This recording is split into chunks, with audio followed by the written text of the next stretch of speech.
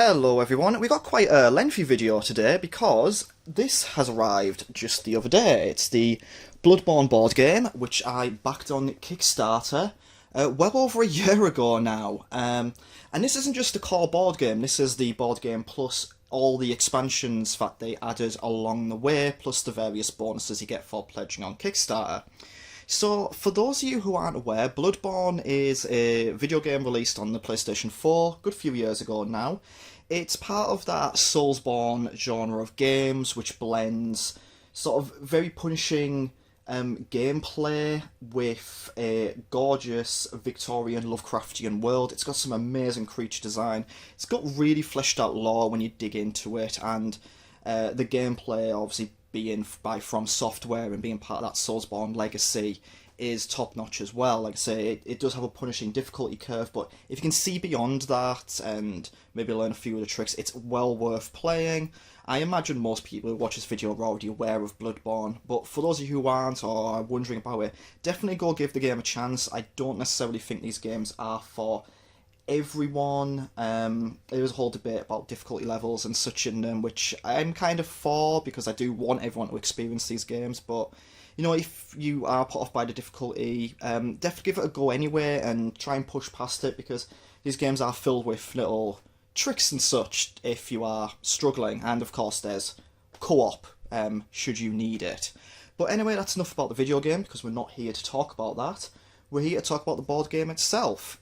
So, like I mentioned, this is going to be quite a lengthy video, because I'm going to go through the initial unboxing, and I'm going to go through each individual component bit by bit, but instead of splitting it into 3 videos, on an older channel I did a Resident Evil board game unboxing, and it was very much a similar story, but I actually split that into several videos. I'm not going to do that with this one. I'm going to do it all in one big video, but what I'll do is I'll do the initial unboxing, get everything out of these 2 boxes, then I will do a closer look up at all of a lot of the figures and such after that, but I'll add timestamps into the description below, so if you're interested in one particular aspect of this, you can just skip straight to that. So without any further explanation, let's just get straight on with the unboxing. So we'll start with box 1 of 2 here, which has the core game in, I believe, and some of the extra goodies. So we'll start with, first of all, we see we've got one of the little expansions, which is Murgo's Loft. And you just take a look at the back, and this is kind of what you expect, and this will be on every single box. So you get a few additional figures. I think that's the Murgo the Wet Nurse, I think the name is. You get your components, it tells you it requires it, but then you say you get your map tiles, your cards, and so on. That's going to be, you know, pretty much how this is for all of these boxes, and you get a shiny, official licensed PlayStation product there. Yeah, sticker there. So next up, out of this box, is the Blood Moon box. So the Blood Moon box has some additional figures in there. You've got your hunter miniatures, enemy miniatures, a boss miniature, doll miniatures, and just the cards that go along with it. That is horrifying. That was horrifying in the game. That's horrifying on the back of this box. I'm not going to enjoy picking that one up. Next up is the... digging down into this, is the Chalice Dungeon. So in Bloodborne you had the core campaign, and you had additional Chalice Dungeons, which was sort of like a challenge mode in the game itself. So what you get in this one is you get more hunters, more enemy figures, and you get map tiles and all your cards, including the rule leaflet there. So let's pop that one down there. And now the final box in here, the biggest and the heaviest of the lot. Should really have just put myself on camera for this, because my arms are actually trembling a little bit holding this stuff up. Let's pop that box back there. Is the core Bloodborne board game itself. And we have a look at the back of that. This is heavy. trying to scramble it around the camera. 4 hunter miniatures, and there's all your various enemies you get in the core game itself.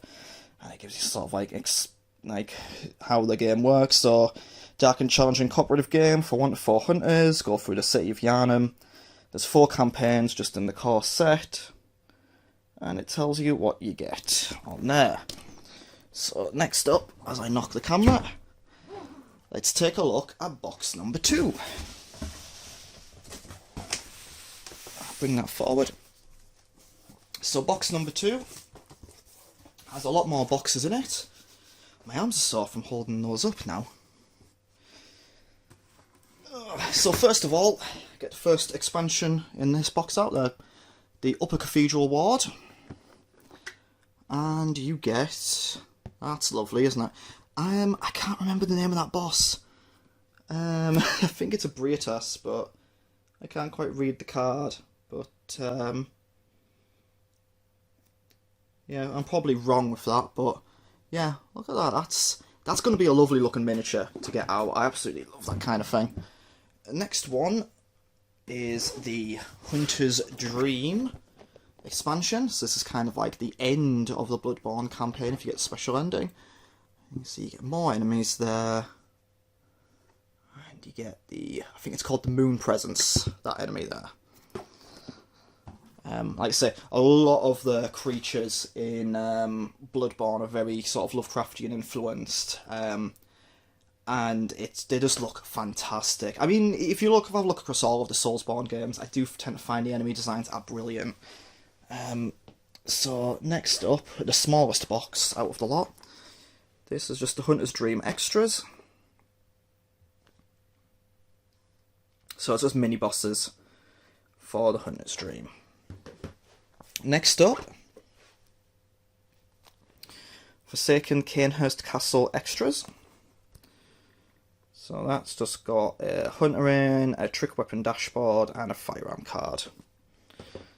Let's get through the rest of them. Yahargul, the Unseen Village expansion. So in this one, you get some new enemies, and you get, I think that's the One Reborn, and lovely, lovely design there. I always imagine if you were the character designer or creature designer for this, not only you come up with these creature designs, which must be a process and a half, but then going into the modelling process and the animation process for it, must be a lot of work that goes into that. So next, Bergenwerth, or Bergenwerth, I don't know how you pronounce it. One of my favourite bosses here. So here we have a few more enemies here, and Rom, the Vacuous Spider, which I will admit, when I played the game the first time and heard of Rom the Vacuous Spider, I was kind of a little bit afraid of encountering that one. I'm arachnophobic, so, spiders, not really my jam. But Rom was okay. His little creatures, his ads weren't too bad either. I found them okay. The ones that I didn't like were later on in the game when you went to that giant church and you just saw them all hanging there. I think they're called the Nightmare Apostles. And we've got 2 more boxes. So the first one, the Forbidden Woods. And on the back, you've got some snaky boys, a giant pig, more snaky boys, Hookman, a Hammerman, small thing, and the Shadows of Yharnam. And the very last one, which we have an extras box for, Forsaken Cainhurst Castle. And on this one, you get your enemies, and you get 2 boss miniatures. I cannot for the life of me remember what these ones are called, but that is every single thing that we're going to be looking at today. That's the Bloodborne board game kind of unboxed initially. So what I'm going to do next is I'll be looking at the core game set and the miniatures for it, and then just going through each individual box as it is. So yeah, let's go. Okay, so here we go, the core game of the Bloodborne board game, which is quite awkward because my tripod isn't big enough to fit this in shot properly. So this might be a little bit awkward, but let's get the box open at least. It's nicely packaged box. We've got some lovely artwork on the side there. So, tell you what I will do. I will just I'll get components out. Set this down to one side and get the components out as need be. So, first of all, every board game needs a rulebook. Bloodborne is no different to that. And this is the English rulebook. Obviously, it's just telling you, how to set up the game, how to play the game. Anyone who's played a board game kind of has seen these. You need them. But yeah, there you go. You've got like additional rules there. Things like Foggate, you've got the Hunter's Dream stuff. And this is pretty much just sort of how you start the game, really. I presume these rules apply for all the expansions. So next up, we have the token boards, which is one of the most satisfying aspects of getting a board game, is being able to sit down and pop out all these tokens. So we've got the token boards, we've got the tiles, which are really, really lovely lit. That was one criticism, I think, of the Resident Evil 2 board game, is that the tiles were not well lit when you got through them. But you can see we've got various tiles, and I think... No, these aren't double-sided. No. Set them down. And yeah, this just sort of...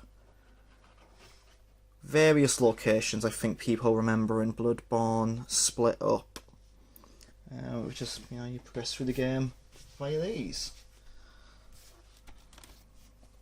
Some of these are already kind of ready to come out, which is going to make popping them out quite easy. A bit easier. But yeah, there's not a lot to say about the floor tiles. I guess they're well made. They feel pretty sturdy. They're well lit. The artwork's nice on them. They'll look good with miniatures on them, I presume. So next up, we've got. I guess this is kind of like a story, like enemy tracker type card. So you've got like your what chapter you're on, various upgrades you've got, and the enemies in play. So next up we have another box inside the box. Let me just try and...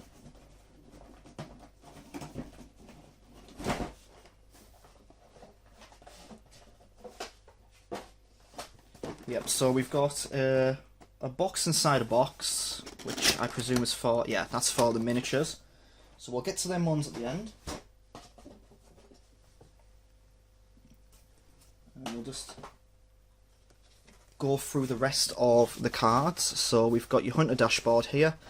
Health, blood echoes, what firearm you've got, and what trick weapon you've got. That's another really cool thing about Bloodborne, is every like the starter weapons you pick up have two forms. And just the way they swap between them is really cool. And of course you get to set your firearm as well. So you get 1, 2, 3, 4 hunter dashboards. And the rest of the stuff... Get it out. This bit arguably will be the longest bit. Because the core rule, the core board game always is a bit long. And these are just the various trick weapons you have. So I think when I played the game, I used this one, the saw cleaver. For the saw, yeah, I think I used the saw cleaver for a bit, but the hunter's axe was really good as well. Never used the threaded cane. But after a certain point in the game, I did use a weapon called the Tonitrus, which tore through a lot of the enemies after a certain point. Next up, and I won't spend too much time going through these because I'll need to individually unwrap them all, but you've got your cards.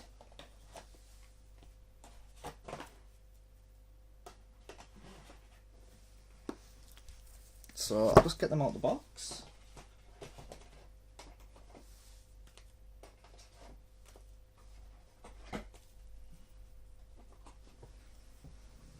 So, card-wise, there is a lot going on here. So we've got decks, I presume, for each sort of scenario. I think there are 4 scenarios in the base game, and all the expansions add additional scenarios and bosses. So we've got the Fall of Oldianum, introduction there, and you see the back there. So the cards, like I said, I'm not going to go through and open these because we will be here for an eternity. A scenario called Growing Madness.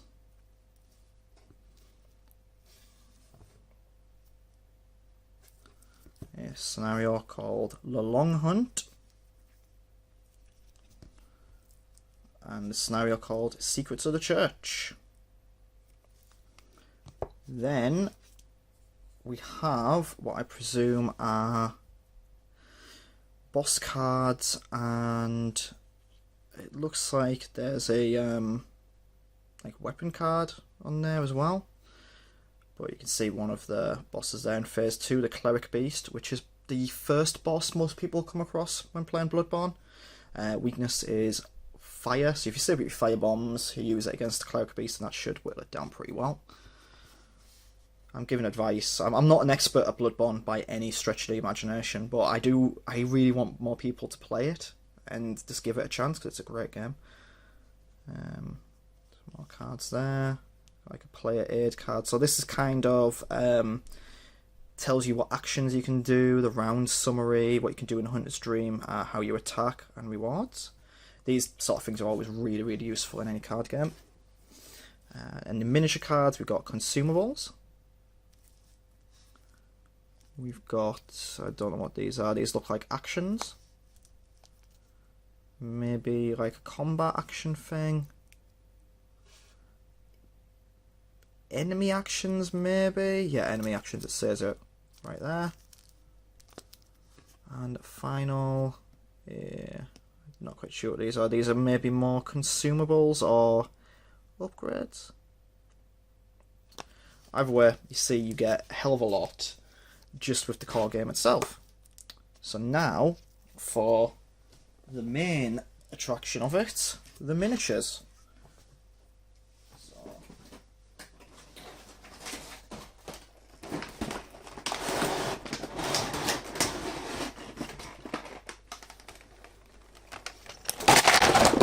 Very, very hard to drop everything. Drop 3 things. Oh, 4. So, we have 2 racks, 2 sheets of plastic here. There's no one falling. Oh, I'm nudging the camera now. So, let's have a look at these, shall we? Try and get a few of them out of the pack. I'll put this one back down. So the miniature quality for these sorts of games, you know, for the price you pay for them, I think the core game will probably retail for about £80 to £90, depending. You know, you do pay a lot for these games, but you do get a lot out of them, which I always think. So we've got. I drop another man down here. Ah, there he is.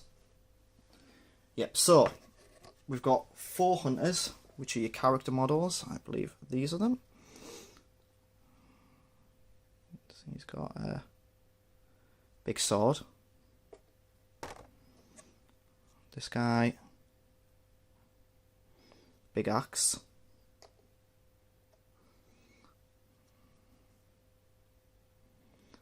That's the guy using the threaded cane.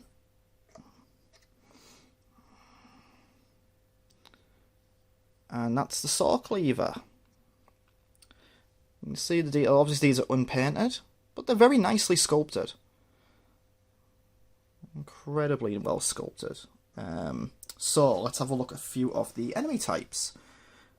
So quite a sort of standard a hunter enemy. Now, there is a mini-boss in the game. Not a mini-boss, an actual boss, Father Gascoigne. This might be a representation of him. But you do get regular hunter enemies in the game as well. Those enemies kind of have the same moveset as the player, and they can in many ways be just, you know, incredibly annoying to fight against because they use the same bag of tricks as you. So they require a different way of thinking over the creatures. Have a look at this one. He's lovely, and he's like... he just wants a hug.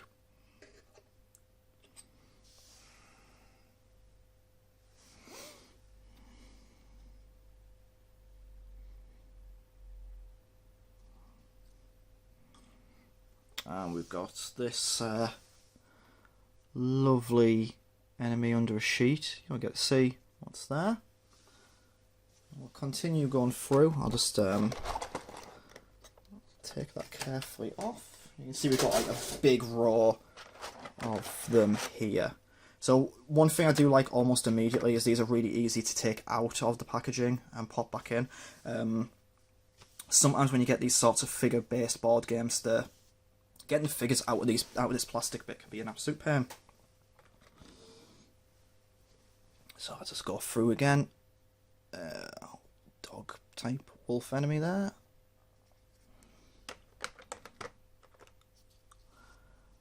These are always fun to fight. Big brutish type enemies there. Gonna hit you with a brick. Those are always kind of like handy enemies to sort of grind up against. Like, yeah, you fight them again and again. I remember fighting these as well. These are quite tall and imposing in game, if I remember correctly.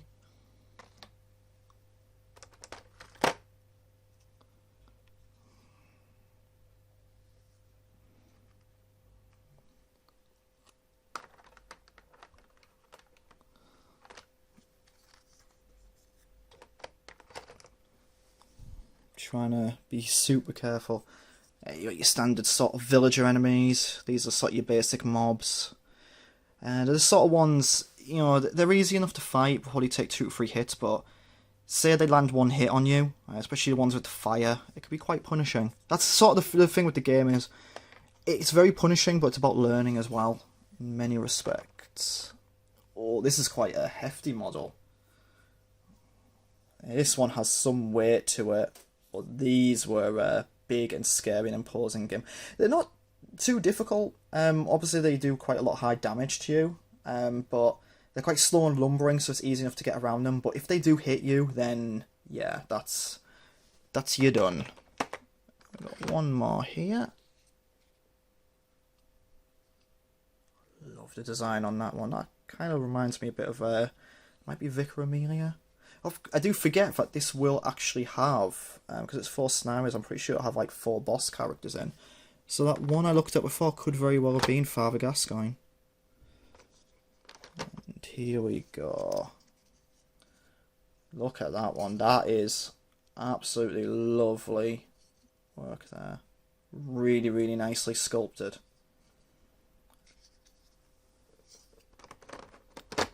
So that's your base Bloodborne board game looked at, and we'll have a look at some of the expansions next.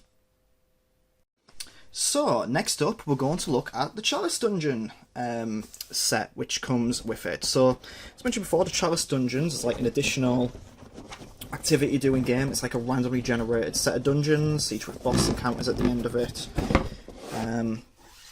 Sort of like a miniature challenge mode. So we'll go through this pretty quickly. You get your rule book there. Most of this is going to be very similar to the originals, so I'm not going to dwell too much on what you get in the boxes. But as with the core game, you get your tiles for the set.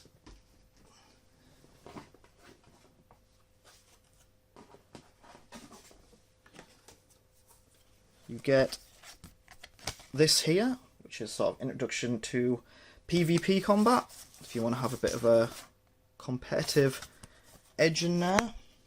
competitive style gameplay. And here are your additional weapons. So you get the Beast Claw, the Shikaje, I don't know how you say that, the Stake Driver, and the Rifle Spear. So finally, we come to, this is a little bit similar to the other. There's a box with additional boxes in there. You get your set of cards there. I believe these are for your enemies.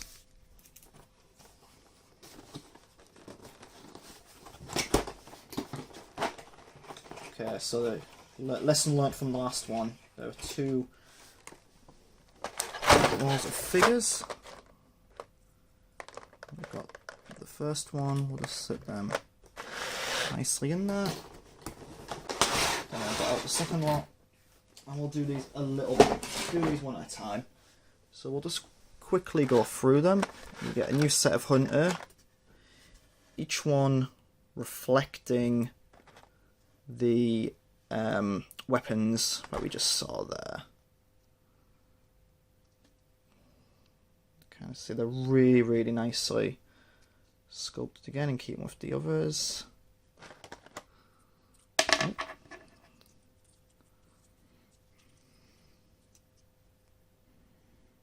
And that's the Beast Claw one. Try and tidy as we go. Not necessarily always going to be possible. So these are really, oh, here we go, the first of many arachnids in these games. A lovely scorpion.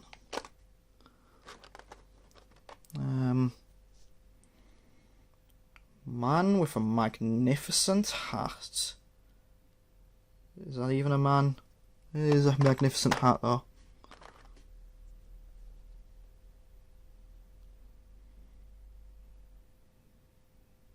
She's very happy with, pleased with herself.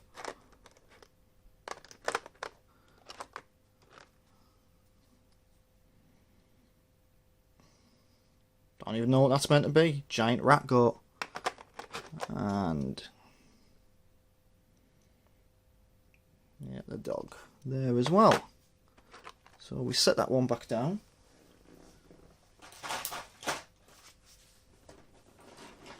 Then we pull up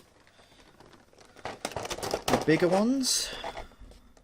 You can get more cards there, like bosses and various things there. Them off to one side. And let's just go through them. So we get this giant skeletal rat. Lovely.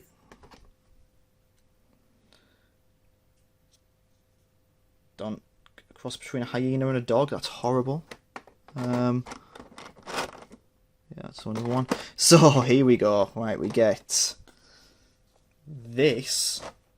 That is horrific, but I love the design on that. These, I remember in game, are terrifying. They're called like the something flower or something like that. They are horrific. They're one of them creature designs that's really, I remember quite vividly from it. And he's already terrifying enough with one blade. He doesn't need two. But we got him.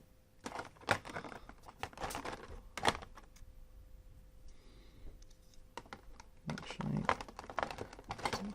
can't get him back in.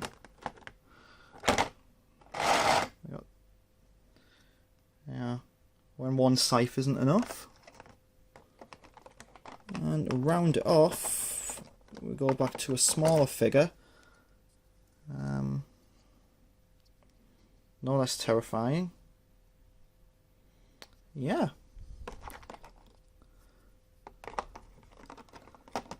Some lovely, lovely creature design in there, I feel. Yeah. Figure out how to put this bloke back in. There we go. Put him back in there. And him back in there. And that is the Chalice Dungeon quickly looked at. So as you can kind of see, it's a, you know, this is sort of like meant to be an expansion, a more challenge we're playing, like an endless dungeon type thing, I believe. But yeah, it adds some really lovely creatures to it. So next up, we're going to look at the Blood Moon box, and then we'll start getting through all of the other expansions. So, this is the Blood Moon box. This is a Kickstarter exclusive box with additional hunters, enemies, and stuff to challenge in it. It also features something that I'm not looking forward to touching or handling because of my arachnophobia. So, we straight away open it, set it down to one side, and let's get the box out, shall we, and cause me to hate myself for a long time. So I think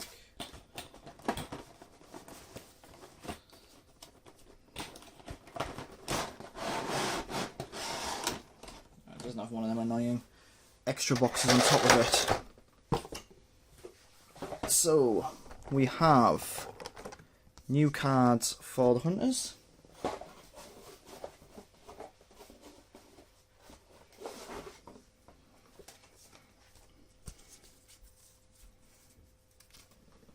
So just new weapons. The Tonitrus, I love that weapon. It's very, very useful later on.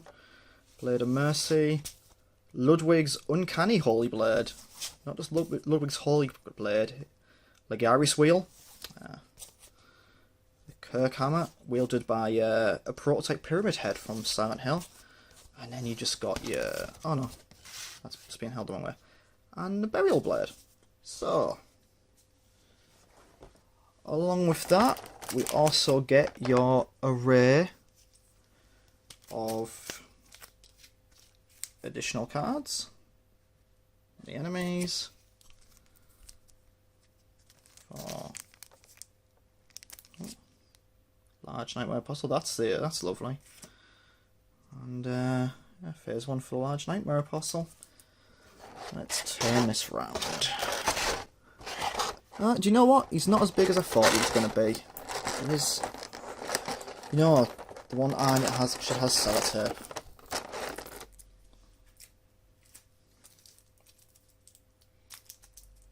There we go. Right. Open ye up. And what I'll do is I'm not going to go through every single figure in here again, because we've got quite a lot of new heroes to go through, but we'll have just a quick look at some of them. First one is the one with the Lugarius wheel. I love the idea of that one. I never used that one in game. Do we have the Tonitrus? There we go. Tonitrus is a giant mace, which electric mace, and a lot of the enemies in the later parts of the game are actually, I was about to say allergic to lightning. I think most of us are allergic to lightning. Weak to lightning is the phrase I'm looking for. This hulking brute with his giant saw blade. What else have we got? There. Oh, these are stuck in. Great.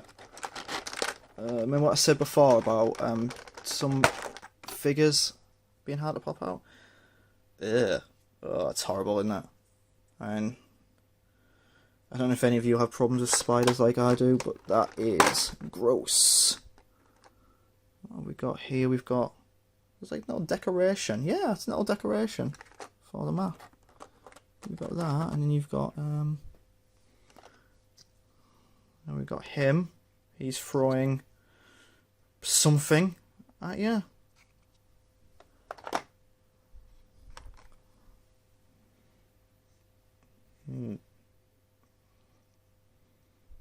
That is... what is that facial expression? It's not so much I'm going to kill you, Hunter. It's more... oh, I don't know. It's like existential crisis. And what have we got here? Oh, his face is on sideways. Lovely. Alright, and we're going to have to, aren't we? The Large Nightmare Apostle. No, no, no, no. Yeah, it's horrible. It's absolutely grim. But it is a part of the game. part of the game that I do not ever want to revisit.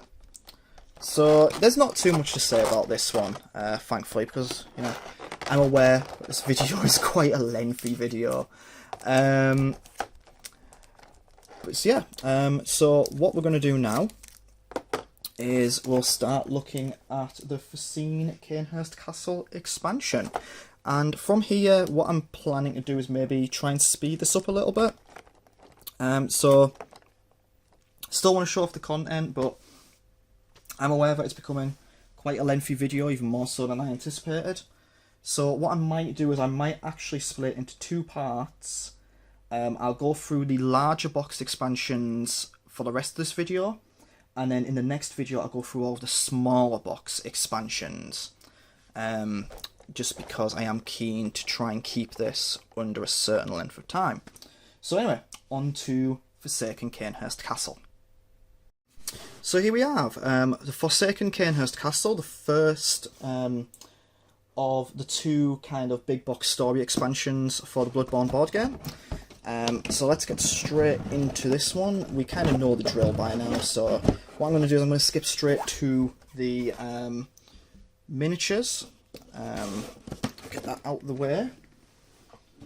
You've got all your standard kind of map tiles. I'll quickly show them off, but it's kind of everything you see in the other sort of expansions so far.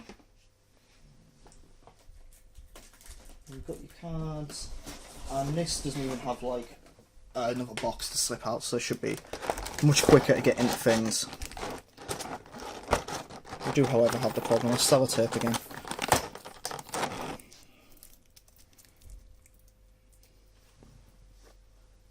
So,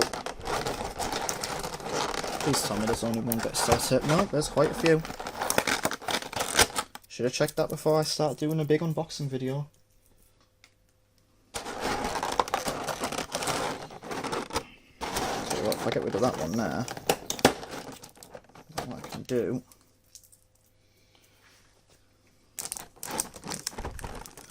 There's a lot of cards for this one, it looks like. Pop them out and to the side. And get straight on with the figures.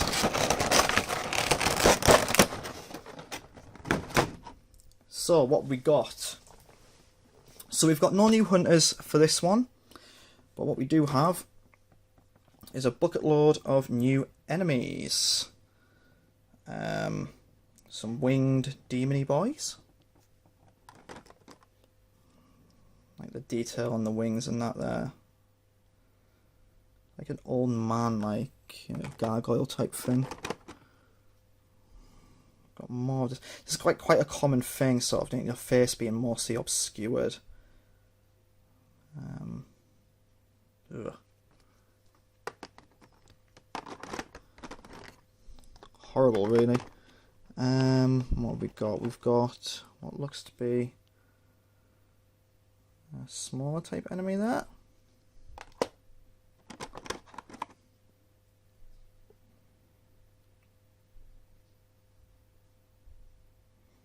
Got that one.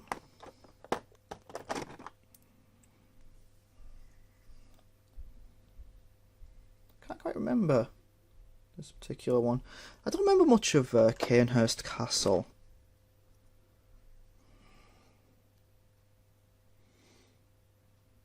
So my memory's a bit hazy on who and what these actually are. I think I do remember fighting this particular one. I do remember this one taking place on a rooftop for some reason. I don't remember it being too hard of a boss fight. But yeah. So there's not really too much to show off and say about the Forsaken Cainhurst Castle expansion. It's just a new bunch of enemies, some new tiles to get through. But overall, it's, you know, again, really good quality figures. So next up, we're going to look at the Forbidden Woods. So finally, we have the Forbidden Woods, and this is going to be the last unboxing in this little video. I'll make a separate one for the rest of the boxes, because there are 5, 6, 7 boxes left out the corner of my eye, and this video has, if my maths is correct, already or is going to reach about 40 minutes. I know I said I was going to put it all in one big video and timestamp it. I'll still do that for this bit, and I'll do that for the next video. I didn't realise how long this was actually going to take. I think opening the core set and that little bit at the beginning really pushed this over what I expected. It looks like the rest of it is all just going to be figures and very basic stuff though. So yeah, let's push on, shall we? So Forbidden Woods is another big box expansion similar to the Cainhurst Castle and the Chalice Dungeons. You get your array of tiles. I'm sure we're all seeing that now. And now we get to the content itself. The figures. Let's move the cards out of the way. We all know what they are by now. Get the big plastic bit out. So the Forbidden Woods have one of my least favourite bosses in the game, actually. And this is something that a few of these kind of... a few Soulsborne games have got these sorts of enemies, Dark Souls 1 in particular, where you have to fight multiple enemies at the same time, multiple bosses at the same time. I'm never really a fan of that. Obviously the big one is in Dark Souls 1 with Smaug and Ornstein, and that was such a painful fight. And I'll tell you, the other Soulsborne game I got, it's not by From Software, it's a Namco game, Code Vein. I thought it was fantastic, but there was one boss fight in it that you had to fight two enemies at the same time, and it was such a pain.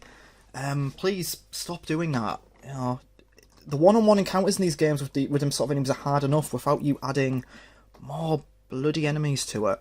So what we got here? Anyway, for the Forbidden Woods, we got some snakes. We got and we saw him in another pack kind of, but he had two scythes. Don't see many scythes nowadays. We got a gob. Ooh, do you know witchy woman? Man with big hammer. Just a man with a big hammer. I mean, to be fair, right? Snaky man. To be fair, if you are a chef in this world, you probably need a hammer that size, because look at the size of this pig. You know, that's massive. These were, again, these games always have like the giant pig or rat type enemy, and they can be quite horrible because they're so fast, and you know, they hit you or they poison you in this. So yeah, that is... oh, and the final one, of course, is the boss, the Shadows of Yharnam. There are 3 of them. Each one kind of has a different ability. Each one gets harder as they all get harder as the fight goes on and as you whip them down. I had to use co-op for this particular boss. I'm not ashamed to admit that, because it was just, you know, 3-on-1 is a tough fight. But yeah, there you go. So that is the Forbidden Woods. And that brings us quite neatly to the end of this part. I will upload a second part where I go through the remaining boxes. That's Bergenworth, the Upper Cathedral Ward, Murgo's Loft, and the Hunter's Dream, just to name a few. So, thank you for watching this video, and especially thank you if you did manage to get to this point. Like I say, I never really intended for videos to go too long, but I really wanted to show off all of this stuff, and I thought it'd be better to get as much in a video as I could without dividing it into different parts. I did kind of go back on that because I am going to have to record a second part because I don't want this to reach too long. But thank you very much for watching, however much you did of this particular video. Please leave a like and a comment. Please do subscribe. Please do let me know what you thought in the comments. And I'll see you in part 2.